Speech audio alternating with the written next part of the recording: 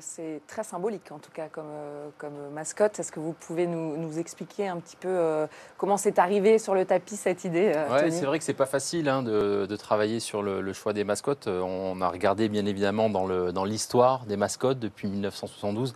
On va même dire depuis 1968, puisque la première trace d'une mascotte à l'époque, c'était pas officiel, mais c'était pour les Jeux de Grenoble en 68, c'était Chouss. Et effectivement, on a regardé, c'était plutôt à 65% des animaux, un animal qui était choisi pour la mascotte des Jeux. Et on s'est dit, voilà, comment est-ce qu'on se distingue, comment est-ce qu'on trouve une autre solution. Et donc, plutôt qu'un animal, choisir un idéal pour porter du sens, essayer de faire passer des messages, c'était un peu notre objectif.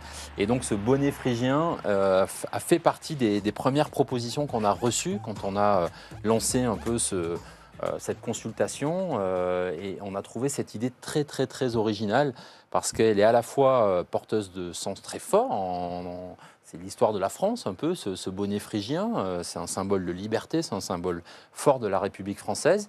Et puis, voilà, nous, on trouvait que c'était aussi un bon moyen, quelque part, de faire passer tous nos messages autour de cette envie, depuis le début, qui nous anime, de faire bouger les lignes, que ces Jeux ne ressemblent pas aux dernières éditions des Jeux, avec de la cérémonie d'ouverture, en passant par la programmation sportive, le marathon pour tous. Bref, essayer à chaque étape de faire bouger les lignes.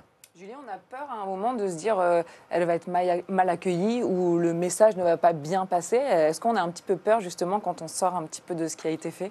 Je ne sais pas si on a peur. En tout cas, on fait en sorte de travailler suffisamment pour que tout soit clair, le plus limpide possible. Il y a toujours une part de risque. Il n'y a pas de créativité ni d'audace sans une part de risque. Mais je pense qu'on a la chance, avec un président comme celui-là, de pouvoir prendre ces risques et de les assumer tous ensemble. On a fait ce qu'il fallait pour travailler ces messages, pour travailler ce qu'elle devait porter, ce qu'elle devait dire. Non, on n'était pas inquiets. Alors, elles se ressemblent, mais évidemment, il y a cette lame au pied de Frige Para, qui donc permet aussi d'identifier voilà, la mascotte pour les Paralympiques. C'était important, ça aussi, parce que ça a rarement été le cas, finalement. C'est un signe fort aussi pour vous, Tony? Oui, c'était aussi, effectivement, pour nous, ça a fait l'objet de beaucoup de travail au sein des équipes et notamment de la part de Julie, parce que depuis le début, on sait que la France va organiser les premiers Jeux paralympiques de son histoire. Ça va être la première fois qu'on organise les Jeux paralympiques d'été en France, en 2024. Et on a besoin de marquer un grand coup quand même à travers cet événement, qui est un événement incroyable, mais qui est moins bien connu aujourd'hui du grand public français.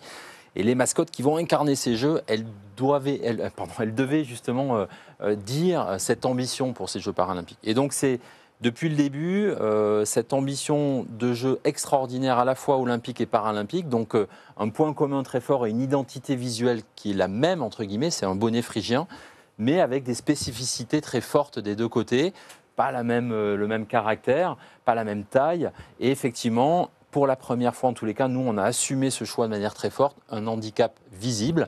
On sait très bien que la majorité des handicaps ne sont pas visibles, mais on voulait assumer qu'il y a un handicap visible, parce que cette mascotte, elle va être commentée, elle va aller dans les écoles, les enfants ils vont poser des questions. C'est quoi cette attelle, cette prothèse, cette lame, comment ça s'appelle, c'est quoi, comment est-ce qu'on peut faire du sport malgré tout quand on est handicapé ou en situation de handicap.